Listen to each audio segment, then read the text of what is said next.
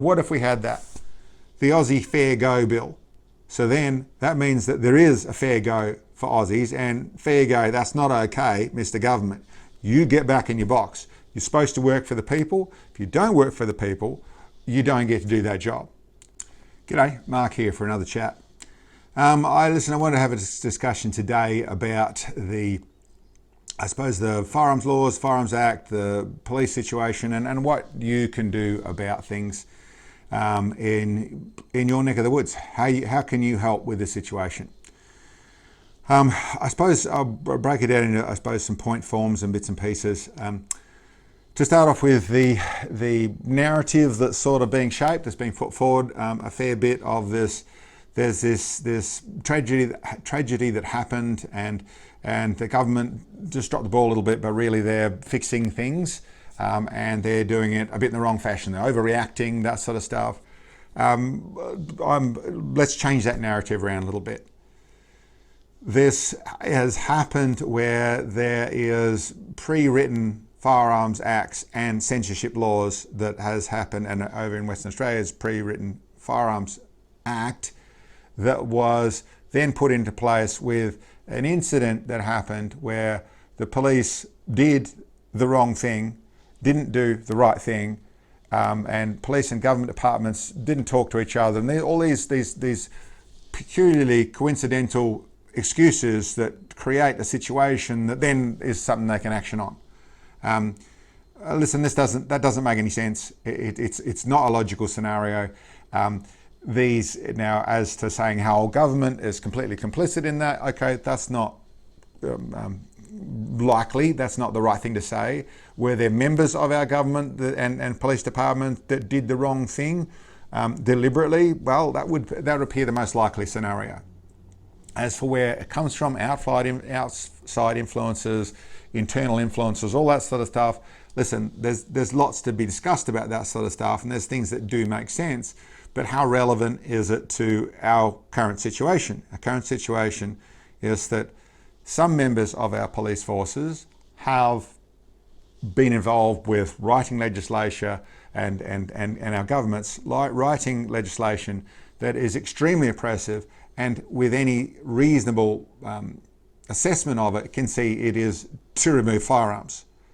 And that has also been now in the national side of things, has censorship speak to censorship laws. Majorly overreaching, jail time, all this sort of stuff in the fashion of to make sure that they are in more and more control and can control right down to your social media posts, all that sort of stuff. We see what happens in the UK. So there's other things going on. And the government certainly isn't doing things in our best interest. As for whose best interest it is, that's another conversation. But that's the narrative of this is just a terrible incident and how they react to it. How about go with this is all part of something that's actually happening, and it's all about bringing these laws in.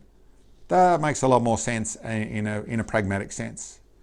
The other thing I would say is the people who are looking at these laws and saying, and these acts and things that we've got, and saying, well, you know, we're just trying to make sense of it. It's just really hard work at the moment because they don't understand properly. We haven't got a proper interpretation, and we're just going to get to that place, and then it'll all be back to good again. Stop it. These laws are deliberately written so that they are ambiguous in various forms. They are massively overreaching. The punishment doesn't fit the crime, the huge fines, the jail times, all this sort of stuff. This is about oppression, this is about control, this is about, in the firearms case, make it just too hard so people walk away. That isn't done by my thoughts on how the laws are written. That's done by what I actually have seen out of Western Australians that have simply given up through it. Too hard, it is too oppressive, it just is, I don't want to do this anymore. They are written this way. They're also written in an ambiguous fashion, where the reason you can't make sense of it now is because it's able to be reinterpreted whenever they like. That's the whole deal here. These aren't just poorly written laws in the fashion of they didn't know what they're doing. In all the stuff that I've gone through and read, these are very, very specifically written in a fashion to be able to be used like this. Western Australia, there's lots of Henry VIII clauses, which means that the government, without, or the police minister without Parliament, can change things around to suit them. But it's also in the more subtle side of things where it isn't even properly into law, because it can be reinterpreted in a different fashion. So that comes down to the police commissioner. The largest degree of these laws are written to hand more and more laws over to the police, so they can interpret them how they want. They can make those decisions, which is an extraordinarily bad way to do things. This is the lack of separation of powers, which means our government has always been designed that it has checks and boundaries. It checks itself. It goes through this, it makes that decision. Another part of the government says, well, no, you shouldn't have made that decision, that's going too far. They've chucked it all over one area, which the reason for separation of power was to keep good governance. You remove it because you think you know better. Well, we all know how that works. The people who think they know better are the people who really stuff it up. That's where we're at this moment. So understand these laws for what they are. They're far more oppressive than you even think they are right now, because they're designed to be that way. So those are two things I'd like to change a little bit. The next thing that in the way of the narrative a little bit, and a little bit of the understanding of.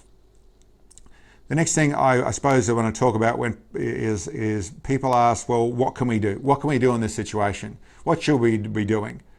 There's the negative of protesting doesn't work, writing letters doesn't work, the voting doesn't work. Nothing works.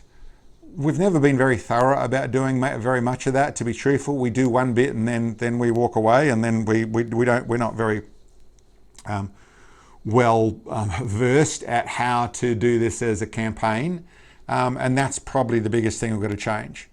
When we do something, we've got to be organised about it, and we've got to make sure we do multiple levels of whatever that is. Now, whether that's protests, or that's rallies, or that's voting, or that's whatever it is, that there's a fair bit more to it. So we actually do a systematic approach, the same as what the government does to us, the same as what the powers that be do to us. Ultimately, the real goal would be to get control back, back to where we have a government that works for the people, the way it was designed to. But to get to that place, and I'll get more into that in a little bit, and to explain that more in a little bit, but to get to that, my main thoughts are, yes, there should be some structure. I suppose to start off with, if you're looking at doing something and then a lot of it I hear as suggestions of what I can do, or what they can do, or what we can do over here, that sort of stuff. If you're looking at making suggestions of how we can do something, or you want to be part of this, then make sure you're doing something. Make sure you're lifting your end, lifting your side, making sure you're putting your back into it. This is going to take some sacrifices. This is going to take effort. And that's the biggest thing we're missing. The Aussie, she'll be right mad attitude is actually a really bad thing in this situation, because she won't be right. The ship's going down. We've got to start bailing, and we've got to start paddling, and we've got to work hard at it. And that means there's no doubt some really good suggestions that are out there, but that means you turn your thinking cap on, you put your back into it, you get together with your mates, you get together with your club, and you start to push. You push your clubs, the organisations, the associations, the large groups with the money that are there supposedly for the shooters. You have to start to put forward a pro-firearm, pro-Aussie, pro-way of getting out to the public. That's who we've really got to reach. That's the big difference here. The public, the rest of us. Not the 2% that are or 1%. I think I've forgotten the percentage of firearms owners, but the very small percentage of firearms owners in Australia, but the rest of the public. And okay, some of them aren't touchable because they can't stand. They're frightened of firearms, or they don't care, that sort of stuff. Some are gone too far. They're down the other side. That doesn't stop you from the others. And right now we are in a situation which is probably different than we've been in for a long time. There is common ground. With this last incident at Bondi, where it turned into, obviously they attacked the firearms first. They were preloaded, ready for that. That incident was, that problem was exactly the one they needed for the solution they already had. But they also had a solution of censorship laws. They call them the hate speech laws, but they are censorship laws. They're able to be tuned in an aggressive fashion to control what you say, what you do in all sorts of fashions, public assembly, all sorts of things. They are old school blasphemy laws. Look what happens in the UK, that side of things. But those laws there, really, really, really notably over governance, over control, very, very obvious to more and more people. Now, there's some that would see them as a good thing, and those are also people that are probably able to be adjusted if you can convince and make them understand that these laws are laws that will control how you think, what you talk, what you say, how you communicate with people in the future. But just because right now the pendulum is all the way over to the left and the place where it is at the moment, when the pendulum of society and of government moves to the other side, if these laws are which are going to be set in stone the way they're going there, then you are also, although it suits you right now, it's not going to suit you then. This is a place where we can start the conversation with those people, which, as you can see, once again, it comes to the same conversation. These laws don't directly do anything about what happened at the Bondi incident. With the cutouts they have in there, the caveats they have in there, they really don't touch that sort of stuff to any great level whatsoever. Obviously, the likes of what happened in some of the mass immigration and some of how this come in, it doesn't touch any of that sort of stuff here. So there's places where you have to be careful about this conversation, but you really can use this to get and find more common ground. That's the big detail that really matters here. Find that common ground. Over in common ground, then you can start to look at what the problem is. And the problem really, in a very essential sense, is that we've lost control of our government. Our government doesn't have any checks and boundaries on it. It changes the law to suit it. Those largely control us more. Its laws tend to conveniently suit the laws and the way it interprets things to suit large corporations that are, to the largest degree, stripping Australia of its resources. We have a country that should be one of the most wealthy countries in its world, for that's largely how a country gains wealth. It has more resources, the world wants them, you can sell them, you can also use your resources and build. So you have all this sort of stuff. We have energy here, we have minerals here, we have everything you could want to be the wealthiest country in the world, and yet we're not, and we're struggling in places which everyone can see. Other countries that have massive amounts of resources, they get dividends for the resources that corporations take out of their country. We don't. We just pay more tax. Where's this going? And you can dig into that little conversation, but ultimately that conversation is about our government. Our government has sold us out in that place. We've lost control of our government. Common ground you can find with people. There's even common ground in a peculiar sense. It's not peculiar at all. It's a conversation that I've had many times with people who are largely disinterested in firearms, but they know I have firearms, so the conversation that place there. And the conversation, which I've no doubt you've had also with people, where they say, well, I don't really care, but and if it makes the country safer, then, I don't see that. That's not a bad thing, that sort of stuff, when they're talking about taking firearms off and that sort of thing. But if it really come to it, if I really needed help like that, well, I know where you live, so I could come to you, which is basically saying that, yeah, because we have firearms, that we will help protect them if they're in that situation where they needed them. Not really a situation that suits any reality of Australia we live in, but yeah, in a moral sense, that's sort of who I and most firearms people I know am. But they're really, when it was said to me previously, a case of, what, you're really going to let my firearms be taken off me and me disarmed, but because I've got them, if you needed help, then you would come to me anyway. It's like, okay, that doesn't really fit right. But I hadn't really stopped and realised that they are being disarmed by what the government's up also. Those people who are not really interested, they are sort of that mentality, oh, but I know where to come if I need help like that. Well, that sort of mentality is exactly what the government is actually attacking also. The government, or the parts of the government, let's say that.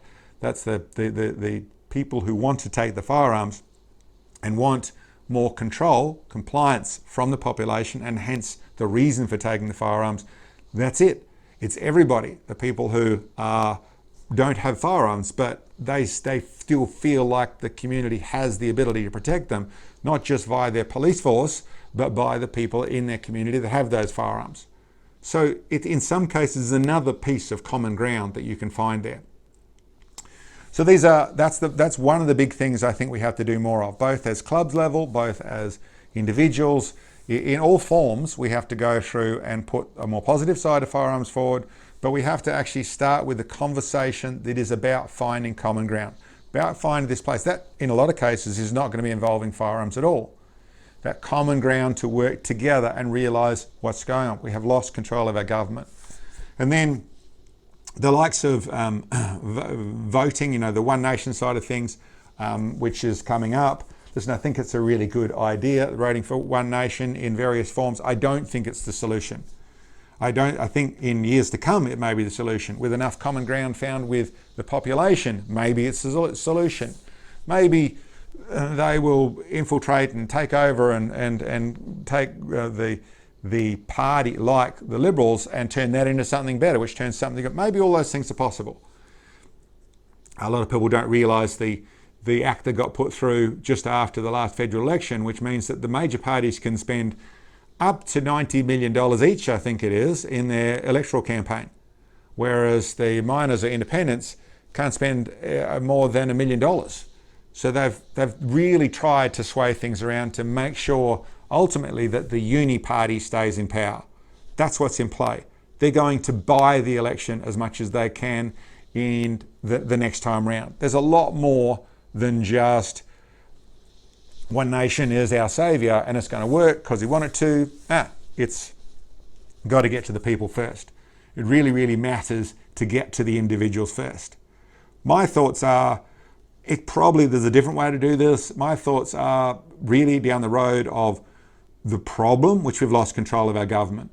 We're supposed to have control of our government. The rules that a government's supposed to work with and the way it was designed was a government that was supposed to, there weren't professional politicians or lifetime politicians. There wasn't a party system. There wasn't prime minister.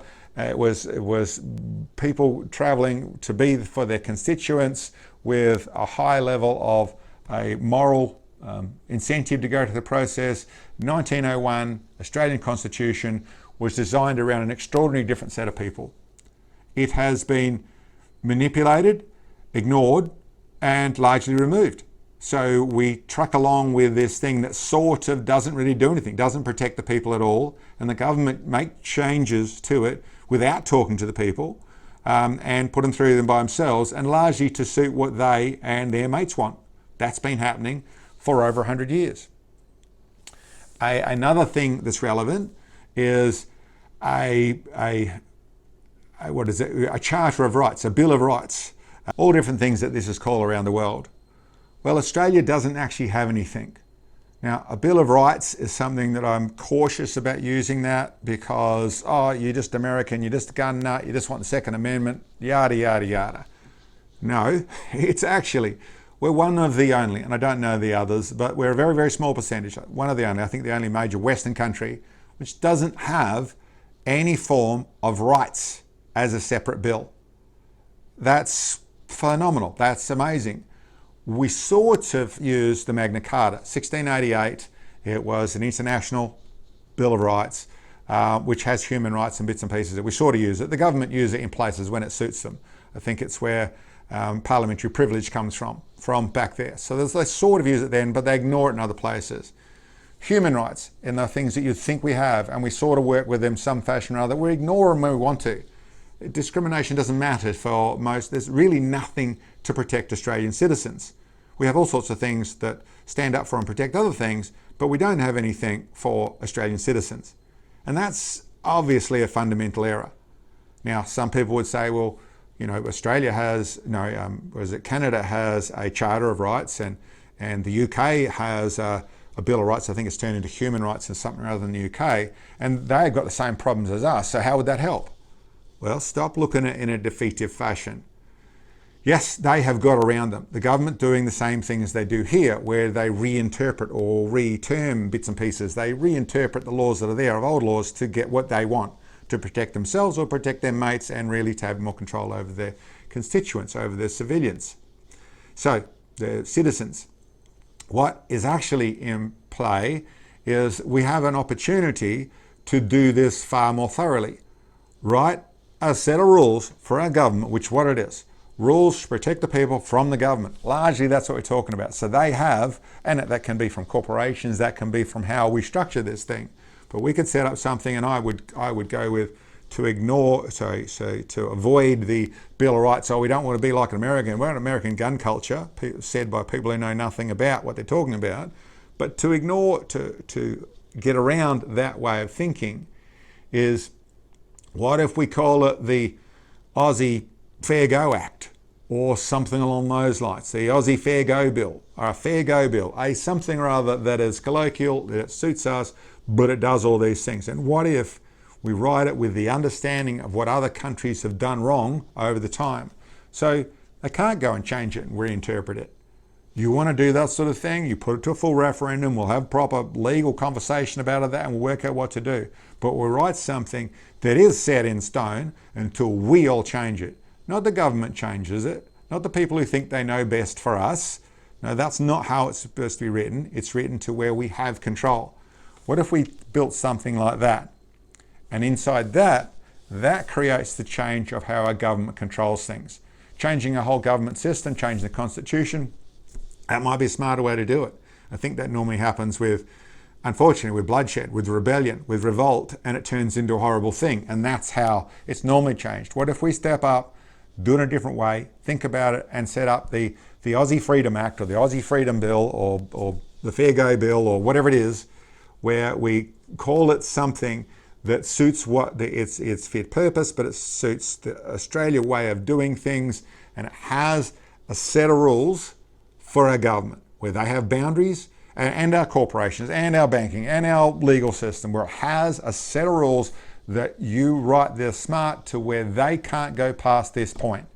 And then actually Australian citizens have proper human rights, have proper discrimination rights, have proper rights that attach to all of us, and particularly the ones that are probably missing out, or that's probably what's missing right now. The white Caucasian male, the Caucasian nuclear family that seem to have had rights stripped further and further from them. And I'm not saying make it an advantage for them, make it better for them. It should be encompassing everyone in a fashion that does that. It needs to have smart people involved, and it needs to be critiqued by even smarter people to make sure that it does do that. But what if we had that?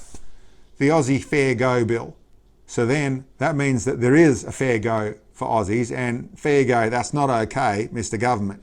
You get back in your box. You're supposed to work for the people. If you don't work for the people, you don't get to do that job. Anyway, that's a thought for that one there. There's other bits and pieces I could talk about. That's enough video for today. Ultimately, what I'll leave it with is get into it, lift up your end.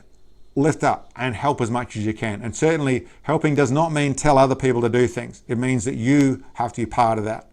Certainly when it comes to getting the pro-firearms, pro-Aussie, pro-Australian way of life, the one that we are losing, that sort of advertising should be happening. We should be doing something there. That propaganda should be happening.